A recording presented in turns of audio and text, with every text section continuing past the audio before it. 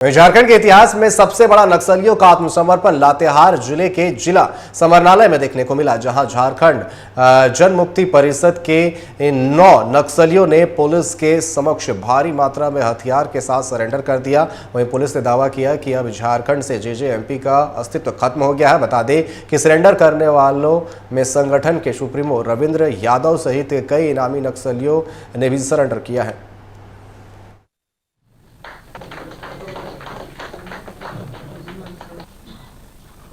Senior officers, हमारे colleagues, media के बंधु, आत्मसमर्पण करने वाले सभी नक्सली और उनके परिवारजनों का सभी लोगों का स्वागत है। सभी को जोहार। निश्चित रूप से आज का दिन बहुत महत्वपूर्ण है, जिसमें इतनी संख्या में जेजेएमपी के नक्सलियों ने आत्मसमर्पण किया है और साथ ही हम लोगों को काफी वेपन्स की रिकवरी हुई है।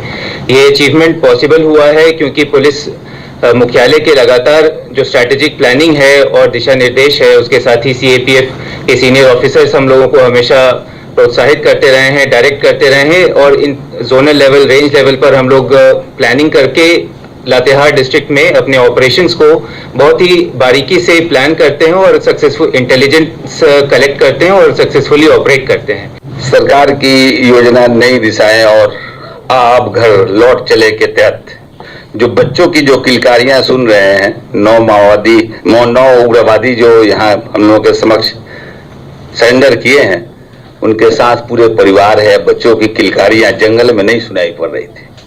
ये अब परिवार के साथ जब रहेंगे तभी ये सुन पाएंगे। और सरकार इतना आसान कर दिया है ना कि जिस शीर्ष से वेतन पुलिस को मिलता है, उसी शीर्ष से इन लोगों को ये रिवार्ड का पैसा जो है सो 23 लाख रुपए आज मिलेगा। जेजेएमपी का 9 उग्रवादी सरेंडर हुए हैं, उनको भी स्वागत करता हूं और उनके परिवार को बधाई देता हूं।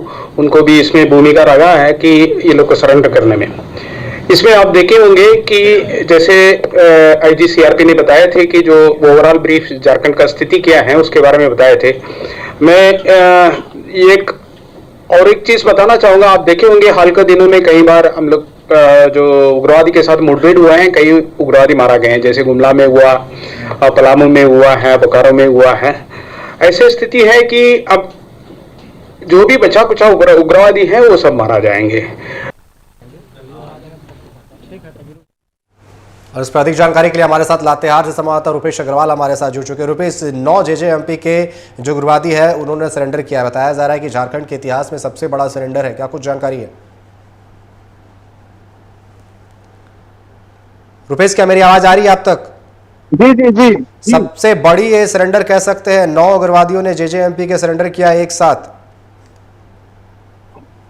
देखिए, बिल्कुल कह सकते हैं अनिकेत की लातेहार पुलिस किले की बातचीत से बहुत बड़ी सफलता है, जहां पर 1 सितंबर के दिन लातेहार में पुलिस किले के ऐतिहासिक रहा यह देखा जाए तो इस दिन को 100 अक्षरों में लिखा जाएगा, क्योंकि समाहरणालय लातेहार सभागार में आज ऐतिहासिक का दिन गवाह बना चुके हैं। जेजेएमपी उग्रवादी संगठन 9 उग्रवादियों ने हथियार के साथ पुलिस के समक्ष आत्मसमर्पण किया है।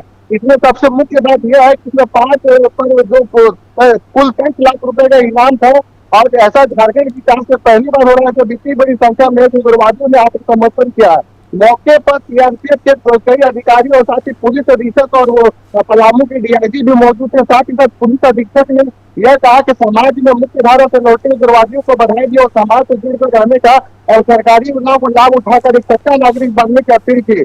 साथ ही साथ कहा कि अब जिले में नक्सलवाद पूरी तरह से खात्मे की ओर है और जो भी नक्सली बचे हुए वो पूरी तरह सरेंडर कर दे, नहीं तो कार्रवाई की जाएगी, क्योंकि केंद्र सरकार का गाइडलाइन है कि 2025 के मतलब तक पूरी तरह से नक्सली को सफाया करने और इसी का डर है कि हाल के दिनों में जो कपूर हो रहा है, जो बीजेपी का सुप्रीमो था उसकी एनकाउंटर की गई थी और उसी का ये असर है कि जो नक्सलियों का खौफ देखा जा रहा है। और ये पूरी तरह से कहा जा सकता है कि जेजेएमपी को पूरी तरह से सुफा सफाया किया जा चुका है। पूरी तरह से नक्सली समझ चुके हैं कि अब इस चीजों में कुछ रहा नहीं है, अब हमारी होगा तो कह सकते हैं आज पुलिस के लिए बहुत बड़ी सफलता है। जी रुपेश, आपका बहुत बहुत धन्यवाद हमारे साथ जुड़ने के लिए और तमाम जानकारी देने के लिए।